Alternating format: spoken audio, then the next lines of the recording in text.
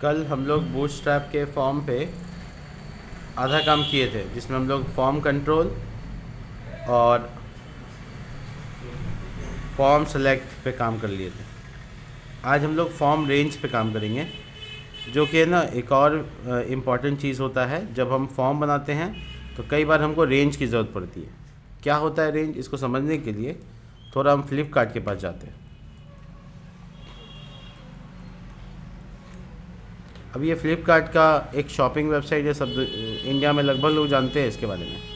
किसी भी सेक्शन में जाने के बाद यहाँ पर प्राइस को चूज़ करने के लिए आपको इस तरह का एक पट्टी मिल रहा है, जिसको आप आराम से स्लाइड कर रहे हैं और उसी हिसाब से नीचे प्राइस 300 से 700 के बीच का जो प्राइस है वो फ़िल्टर हो रहा है। ऐसा पॉसिबल तभी होगा जब हम लोग है ना इसमें इनपुट टाइप रेंज के बारे में जानेंगे। कैसे काम करता है रेंज वो देखते हैं। सबसे पहले ये कि रेंज बनाते कैसे हैं वो देखो। जो भी कल का काम किए थे उसको उससे ऊपर अभी थोड़ा सा यहाँ पे इनपुट टाइप रेंज को समझते हैं। इनपुट टाइप रेंज अगर हम इसको लाइव करेंगे तो ये कैसा दिखेगा। तो ये ब्लैक कलर का एक उसी टाइप का कुछ दिख रहा है, ठीक है। अगर हम इसको कंट्रोल डी कर दें और इसमें क्लास लगा दें फॉर्म डैश रेंज, तो वो काले रंग का छोटा सा दिखने वाला अब एक अच्छा सुंदर सा दिखने वाला बन गया है ना। तो ये विथ पे मत जाओ, विथ तो तुम बॉक्स से जितना चाहो कंट्रोल कर सकते हो, ठीक है। अगर तुम चाहो तो इसको ना किसी बॉक्स में डाल दोगे तो उसका वही विथ ले लेगा, यानी विथ 100% ले रहा है बेसिकली। आप इसमें ना तुम मिनिमम साइज़ मैक्सिमम साइज़ ये सब भी डिफ़ाइन कर सकते हो। जैसे एग्जांपल के तौर पे अगर तुम्हारे पास रेंज के बारे में बात करें तो आप इस तरह से कर सकते हैं कि मिनिमम कितना होगा, 0 होगा मान लो। मैक्सिमम क्या होगा, तो मान लो कि मैक्सिमम 5 होगा। और इसके अलावा है ना तुम इसको आउटपुट में देख सकते हो। तो अभी मिनिमम मैक्सिमम और तुम्हारा ये पॉइंट कहाँ पे रहेगा, तो देखो ये अब हमको एक ट्रिगर पॉइंट देखो, एक पॉइंट पे यहाँ पे आया, फिर दूसरे पे आया 3 4 5, यानी 5 स्टॉपर मिल गया इसको, ठीक है, जहाँ पे ये रुक सकता है। देख पा रहे हैं, ये स्मूथ नहीं है ना। तो ये स्टेपर की वजह से मिनिमम और मैक्सिमम। अब अगर तुम स्टेप्स को चेंज करना चाहते हो तो स्टेप्स लगा सकते हो, जैसे 0.5, तो अब टोटल 10 स्टेप बन जाएंगे 0.5 की वजह से। तो अब तुम देखो यहाँ पर क्या होता है, 1 2 3 4, एक पहले शुरुआत में भी था उसको भी जोड़ लो, 5 6 7 8 9 10। तो ये टोटल 10 स्टेप का बीच में आ गया, यानी कि हम अपने स्टेपर को कम या ज़्यादा कर सकते हैं आराम से। जैसे हम मान लो इसका मैक्सिमम अगर हम 10 डाल देते हैं या 10 डाल देते हैं, और अगर हम यहाँ पे इसका वैल्यू 0.5 रखेंगे तो कितने स्टेप्स आएंगे, 20 आ जाएंगे, राइट। तो ये 20 स्टेप्स में कन्वर्ट हो गया। तो आपको ये देखना है कि दूसरा स्टेप, तीसरा, चौथा, पाँचवा, छठा, सातवां, आठवां, नौवां, 10वां, यहाँ पे 10 हो गया तो आधा उधर 10 भी। तो इस तरीके से आप अपना स्टेपर भी क्रिएट कर सकते हैं। इसके अलावा बहुत कुछ है, बट यहाँ पे एक छोटा सा चीज़ है कि फॉर्म का जो कंट्रोल होता है उसमें फॉर्म डैश रेंज एक सिंपल सा क्लास है। मिनिमम मैक्सिमम और स्टेप ये तो पहले भी होते थे, मतलब HTML का पार्ट है, बस जो बूटस्ट्रैप का पार्ट है वो ये है, ठीक है। तो इसको नोट कर लीजिएगा आप लोग, और ये आपका काम ख़त्म हो जाएगा। अब आते हैं इनपुट ग्रुप्स कैसे बनाते हैं इस टॉपिक पे, ठीक है। इनपुट ग्रुप बनाने के लिए जैसे मान लीजिए कि आप कहीं पे फॉर्म बना रहे हैं, चलिए हम आपको थोड़ा सा दिखाते हैं करके। मान लीजिए आप है ना एक नेब बार बना रहे हैं, नेब बार डैश एक्सपांड डैश LG, नेब बार डैश डार्क और BG डैश प्राइमरी, ठीक है। इस तरह से आपने एक डब बॉक्स बनाया है, एक कंटेनर क्रिएट किया है, नेब बार डैश ब्रांड, और ये यहाँ पर आपको मान लीजिए SMS लिखना है। इसके बाद आप आउटपुट पहले देख लीजिए, ये जो आपका नेब बार पट्टी बन रहा है इसमें आप चाहते हैं यहाँ पे सर्च बनाना इस जगह पे, तो आप यहाँ पे इनलाइन से बना सकते हैं, ये इनपुट का एक ग्रुप बना सकते हैं। देखो कैसे, बहुत ध्यान से देखना। तो हम चाहते ये है कि बॉक्स जो बनेगा वो ऑलमोस्ट ऐसा हो जैसा मैं पेंट में डिज़ाइन कर रहा हूँ, ऐसा बॉक्स होगा एक, ठीक है। इसके आधे सेक्शन में यानी यहाँ से इधर कुछ लिखा हुआ होना चाहिए। सपोज दैट कि सर्च हेयर ये लिखा हुआ हो, बीच में टाइप करने के लिए जगह हो, यहाँ पे प्लेस होल्डर हो यानी कि टाइप करने के लिए जगह हो, और लास्ट में इसी के साथ जुड़ा हुआ एक बटन हो, ऐसे एकदम सटा हुआ हो, लग रहा है एक ही बॉक्स के अंदर तीनों है। तो यहाँ पर मान लो गो लिखा हुआ ऐसे एग्जाम्पल। तो इस तरह का सर्च पट्टी अगर बनाने का नौबत आ जाए, कई बार ऐसा होता है कि आप फॉर्म बना रहे हैं, फॉर्म में आपको ऐसे करके पट्टी मिलता है और उसके आधे सेक्शन में यहाँ पे लिखा रहता है ईमेल, और सामने आपको ईमेल लिखना होता है। तो इस तरह का क्रिएशन अगर आपको करने का मन कर जाए, या फिर कोई चीज़ आगे या पीछे इनपुट के साथ लगाना हो, तो उसके लिए आपको सीखना चाहिए इनपुट ग्रुप, ठीक है। तो ये बूटस्ट्रैप का एक वेरिएंट है, बूटस्ट्रैप इनपुट ग्रुप। अब इसके क्लासेस के बारे में बात कर लेते हैं। तो क्लासेस क्या लगने वाले हैं, तो हम क्लास के बारे में बात करेंगे कि क्लासेस में हम कैसे काम करेंगे।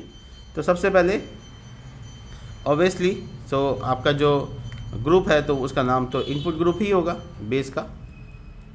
इसके बाद आपको ज़रूरत पड़ेगा इनपुट ग्रुप को आगे या पीछे कैसे कब ऐड कर रहे हैं वो, तो इसका नाम होगा input dash group dash text, ठीक है।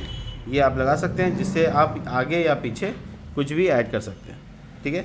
अगर आप रैप या नो रैप का फीचर लगाना चाहते हैं तो भी आप यूज़ कर सकते हैं। खैर, इसके साथ अगर आपको साइज़ इंक्रीज़ या डिक्रीज़ करना है तो उसके लिए एक वेरिएंट होता है input dash group dash SM या फिर LG, जो कि ज़्यादातर पैटर्न में देखा गया है। इसी तरीके से आप इसको स्मॉल या साइज़ में या फिर वो कर सकते हैं। अगर आप आगे या पीछे किसी तरह का इनपुट या चेक बॉक्स बनाना चाहते हैं तो आपको इनपुट डैश वो बनाना होगा, वही जो कल आप यूज़ किए थे, form dash check dash input, कल जो आप इस्तेमाल कर रहे थे वही है, उसके अंदर आप बना सकते हैं। कि मैं करके दिखा दूंगा तो ज़्यादा अच्छा रहेगा। और इसके अलावा कोई बटन को ऐड ऑन करना है या आगे पीछे लगाना है तो वो बटन के ही क्लास से लग जाएगा आराम से। चलिए दिखाते हैं सब कुछ कैसे इस्तेमाल होगा। तो सबसे पहले क्या करने वाले हम यहाँ पे एक फॉर्म डिज़ाइन कर लेते हैं, ठीक है। और उस फॉर्म को, क्योंकि फॉर्म ही इसका मेन पैरेंट है, तो उसी में इनपुट डैश ग्रुप डाल देते हैं। अब इसमें एक लेबल सेगमेंट डाल सकते हैं, जिसमें आपको कोई टेक्स्ट वगैरह लिखना है तो एक लेबल की तरह यूज़ कर सकते हैं, या एक स्पैन लगा सकते हैं जो कि इनलाइन ही होता है। तो इसमें जो क्लास होगा वो होगा input dash group dash text. अब आप इसके बीच में जो आपका रिक्वायरमेंट है वो सर्च लिखना, इसके जस्ट बाद इनपुट टाइप सर्च हो जाएगा, और उसका जो क्लास होगा वो होगा फॉर्म डैश कंट्रोल, जो कि मैंने आपको कल बताया था, और उसमें प्लेस होल्डर में लिखा होगा सर्च हेयर। ये प्लेस होल्डर में अगर लिखना है तो लिखो। लास्ट में अगर आपको बटन ऐड करना है तो आप बटन भी ऐड कर सकते हो। BTN प्राइमरी हम यूज़ किया है, बट प्राइमरी कलर तो बैकग्राउंड का है, तो हम इसलिए डेंजर यूज़ कर देते हैं ताकि लाल रंग उभर के आए। देखिए किधर गया मेरा आउटपुट, ये देखिए। तो आप देख पा रहे हैं कि यहाँ पे कुछ लिखा हुआ है बट वो टाइपेबल नहीं, टाइप यहाँ से शुरू हो रहा है, और वो एरिया आगे में एक टेक्स्ट की तरह काम कर रहा है। और ये बटन देखिए, सब कुछ एक ही लाइन में हुआ। और कमाल की बात है कि बॉर्डर रेडियस उसके ऊपर वाले के साथ हुआ है, तीनों का अलग अलग बॉर्डर रेडियस नहीं है, सब एक ग्रुप में आ गया है।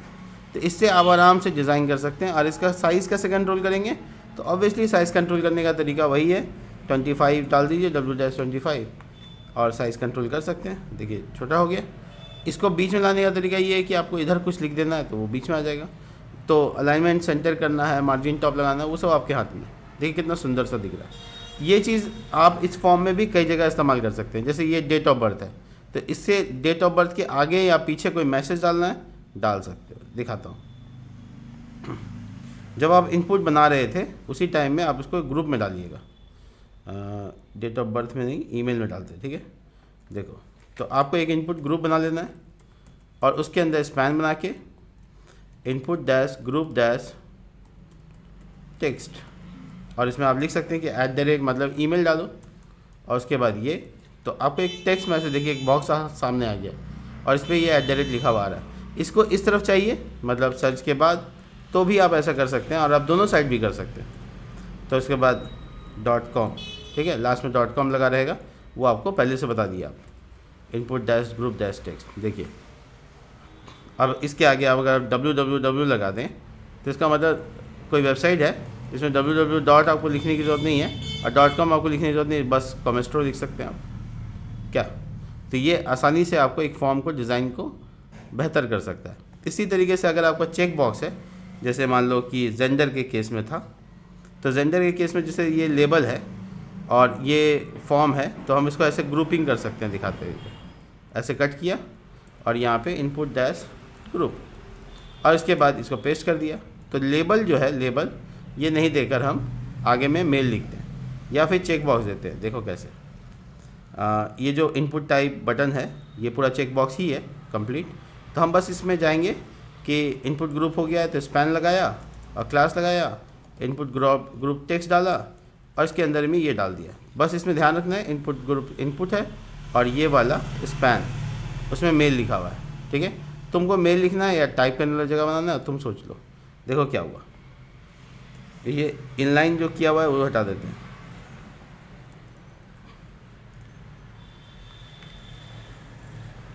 ओह, टेक्स्ट के अंदर ही डाल दिए, सॉरी, स्पैन के बाहर।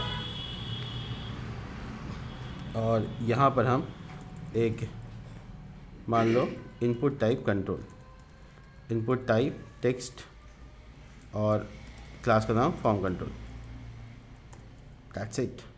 और बीच में कुछ होगा नहीं, लेबल वेबल होता डाला नहीं है, ये देखो। तो यहाँ टिक लगाने का ऑप्शन दे दिया गया, क्या कमाल की बात है। देखो यहाँ टिक लगा सकते हैं, मतलब यहाँ पे आपको एक बटन दिया गया, टिक लगा सकते हैं। तो ऐसा पॉसिबल आराम से है, आप ऐसा भी कर सकते हैं। तो मतलब मोटे मोटे तौर पे इनपुट ग्रुप से आप अच्छा फॉर्म को रिप्रेजेंट कर सकते हैं। चलिए इसके नेक्स्ट पार्ट को देखते हैं, जिसे हम कहते हैं फ्लोटिंग लेबल।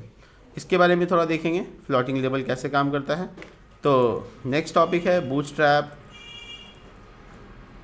फ्लोटिंग लेबल, और इसको कैसे बनाते हैं या इस्तेमाल करते हैं वो भी देखते हैं।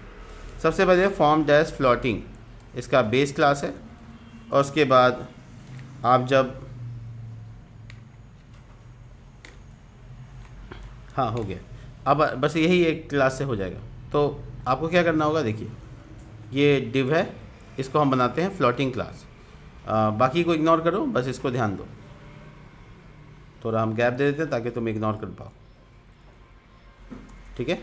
अब इसको हम बनाएंगे फ्लोटिंग क्लास। तो इसका जो पेरेंट है, यानी कि इसका जो ग्रुप ऑफ एरिया है, उसका नाम होगा फॉर्म डैश फ्लोटिंग, ठीक है। और जो ध्यान रखना, फॉर्म फ्लोटिंग में लेबल नीचे होता है, मतलब लेबल को ऊपर ना लिख कर नीचे लिखना होगा, और कुछ भी एक्स्ट्रा नहीं करने की ज़रूरत है, ठीक है। आउटपुट देखो,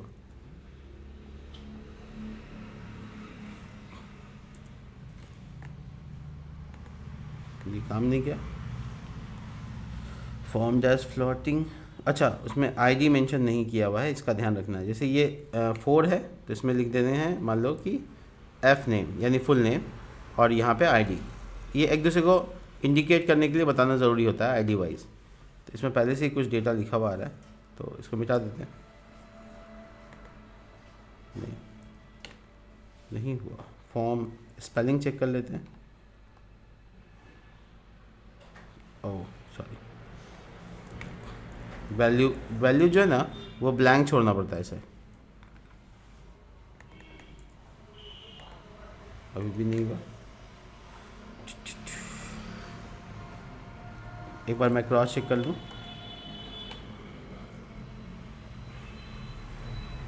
ओह, इसको फॉर्मेट टैग मान लेते हैं शुरू में, और ये जो पहले फॉर्म बनाए थे ना इसे हटा देते हैं, पूरा फॉर्म टैग ही हटा देते हैं। कल वाला है सब, नहीं हुआ। ओ क्यों नहीं काम कर रहा है फॉर्म डैश फ्लोटिंग,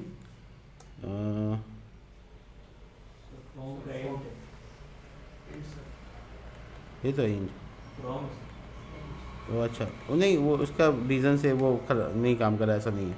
इसमें हम मान डाल देते टेस्ट डैश @, कुछ भी वैल्यू डाल देते हैं, ब्लैंक नहीं छोड़ते। हाँ शायद नहीं, माई बैड, शायद प्लेस होल्डर डालना होता है, मैं भी लगता भूल गया। हाँ हाँ हो गया, प्लेस होल्डर आपको डालना होगा, ठीक है। प्लेस होल्डर आपको ब्लैंक डालना होगा अगर आप इस पर काम करना चाहते हैं। तो आपको फ्लोटिंग के लिए क्या करना होगा, अपने पेरेंट का नाम क्या रखना होगा, फॉर्म फ्लोटिंग। बाकी जैसे वैसे ही, बस लेबल नीचे रहेगा, लेबल ऊपर नहीं रहेगा। इससे क्या होगा, देखो ये ऐसा डिप बना, जब उनसे क्लिक करेंगे तो ये धीरे से ऊपर की तरफ चला गया, वापस छोड़ देंगे, देखो वापस आ गया।